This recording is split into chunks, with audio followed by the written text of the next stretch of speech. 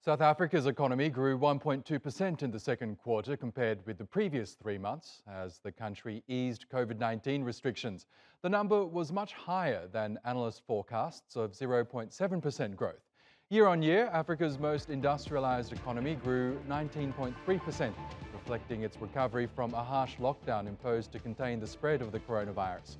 Agriculture, trade and mining were the best performing sectors, while manufacturing and construction lagged. The second quarter GDP reading is the first since the government changed the way it measures economic activity in August to better reflect the way it has changed over the years. Well, let's bring in Hugo Pinaar from Cape Town. He's Chief Economist at the South African Research Institute, the Bureau for Economic Research. Good to have you back on the program. Firstly, let's look at the second quarter GDP figures. It's much more impressive when you look at the annualized figure, growing almost 20% from the same period last year. Can you tell us more about what drove this growth in the second quarter? Yeah, so I mean, I think you mentioned it earlier in the introduction, the year-on-year growth or the annual growth. One must remember that this comes off, as in most cases in many countries, of a very, very low base in the second quarter of last year. So South Africa had a particularly strict lockdown in March and April of last year, really depressed economic activity, so a record quarter-on-quarter decline in the second quarter of last year. So from that very low base, we're now up, as you suggest, by almost 20% year on year. Just briefly, if one looks at the quarter-on-quarter numbers, so that 1.2%, so what drove that was a nice bounce in agriculture. So we're seeing quite large crops, or a number of crops in South Africa. The maize crop is the second highest on record this year. So that has helped agriculture.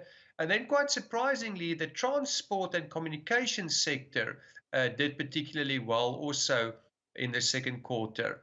Just briefly, if you look at GDP from the demand side, so not sectorially, then exports did quite well. That was from the demand side, exports were the key driver of that quarter-on-quarter growth.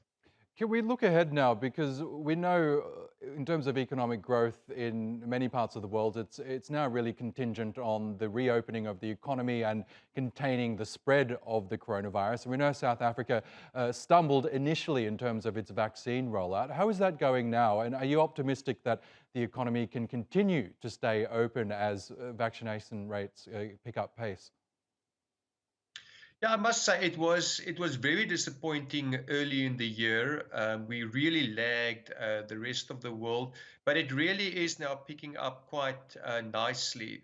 I think we are now getting to the point of course, we're still lagging, but the problem now is no longer a lack of supply of vaccines in South Africa. We're now, unfortunately, getting to the stage that there's some hesitancy.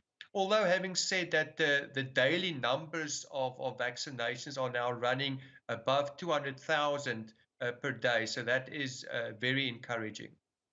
Now, some analysts are predicting that the figures for South Africa's third quarter GDP aren't going to be as rosy. In fact, some are predicting a contraction because of the riots we saw earlier in the year. Do you share the same view that those riots perhaps will leave a dent in growth in the third quarter? Yeah, unfortunately so. So let's just take a step back. I mean, we suffered a significant third wave of COVID-19 at the start of the third quarter. I mean, in fact, we're still in that third wave, although thankfully it's now sort of very much down from the peak. So we had a reimposition of some lockdown restrictions at the start of at the start of the third quarter. And then on top of that, you had this unprecedented looting spree in the KwaZulu-Natal province and parts of the Gauteng province. So yes, we think the combination of those factors may well push GDP into a contraction during the third quarter.